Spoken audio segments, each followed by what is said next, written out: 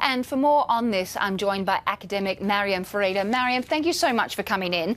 These tensions in Beirut are showing no signs of easing up. Just walk us through what led to this situation in the first place. Okay, so this is day 99 of the protesters. It's been going on as a result of a series of austerity measures that the former Prime Minister Saad Hariri has proposed for the government to try to revive the economic situation by imposing more taxes.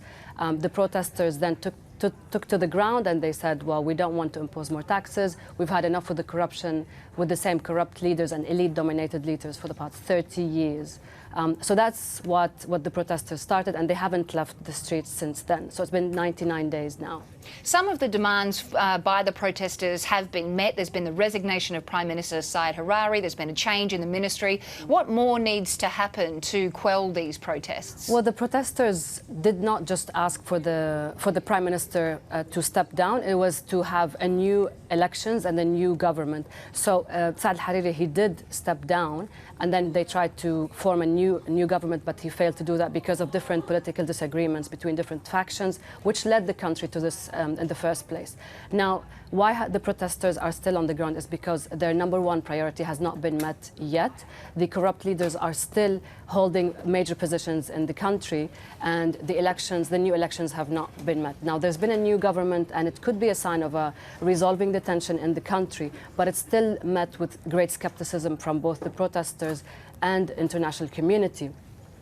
We've seen that the Prime Minister-elect was able to choose qualified ministers, but he failed to choose politically neutral and independent ministers. So we've seen a considerable number of these new elected ministers have worked closely with leaders from different political factions, like the example of the Minister of Finance, who worked closely with that leader. So the protesters are not really, they don't trust if this new government is able to offer tangible reform and change.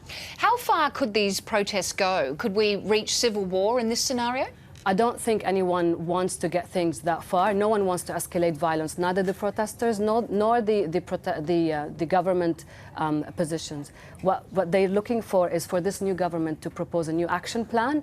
And on this action plan, one of its major demands is to host a new election law, a new electoral law, that then the people can choose their parliament members in a fair, square, and a true representation of what the people want, and not just different political factions.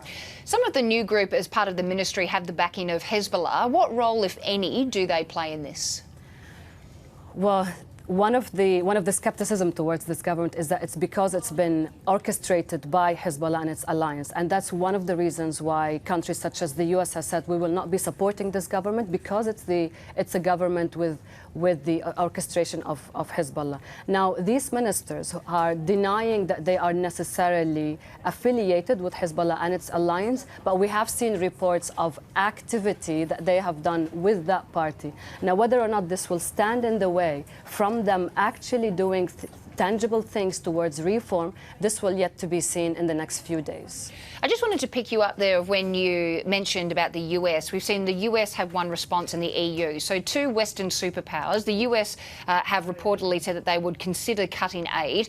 The EU is seemingly backing this shift in government. Why are we seeing such a disconnect from these Western superpowers? I mean, the US was very clear since the beginning. Ever since the protesters took to the streets, they were with the protesters. And when the new government was starting to take shape, the US government was starting to show its disagreements with the new formulated ministers, because it's been orchestrated by Hezbollah. So it's been very clear since the beginning that we will not be supporting any government that will be orchestrated by Hezbollah. Now, the European Union, on the other hand, will probably have more economic ties with Lebanon, that feels it's responsible to keep the situation relatively safe for these investments and these relations to continue. And finally, what broader impact are these protests likely to have on the region going forward?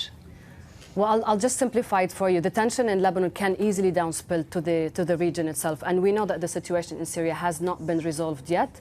And we have a really high number of Syrian refugees in Lebanon that exceeded the number of 1 million refugees who are now living under these harsh circumstances for the past 99 days with very high social and economic tension. So this could easily spill into violent incidents, for example, which hopefully will not be unlikely, but you never know how the violence will be spread regionally.